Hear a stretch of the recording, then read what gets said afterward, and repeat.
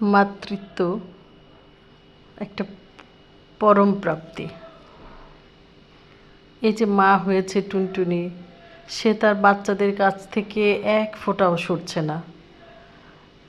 আগে যখন আমার বাসায় পুডি মা হলো, ও কিন্তু বাচ্চাদেরকে খাইয়ে বাচ্চারা ঘুমালে সে এসে আমাদের কাছে শুয়ে থাকতো, খেয়ে যেত, আদর করতাম। কিন্তু টুনটুনি তো একেবারে কঠিন মা।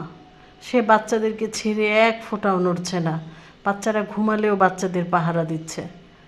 আমি ভাবছি, আমার কাছে তো টুনটুনি যত্নে আছে, আমি তাকে মুখে তুলে খাইয়ে দিচ্ছি, তার থাকার ব্যবস্থা করে দিয়েছি, কিন্তু বাইরে যে বিড়াল বা কুকুরগুলো মা হয়, তারা তো তাদের বাচ্চাগুলোকে রাখার জায়গাও পায় না। কত নিষ্ঠুর মানুষরা যে বাচ্চা সহ মাদের তাড়িয়ে দেয় অথবা বাচ্চাগুলোকে ফেলে দেয় মায়ের কাছ থেকে। এরকম কয়েকটি বাচ্চা কিন্তু আমি এনে আশ্রয় দিয়েছিলাম। বাইরের বিড়াল কুকুরদের কত কষ্ট, সেটাই ভাবছি। ওরাও মা হয়, না খেয়ে না দিয়ে মরেও যায়।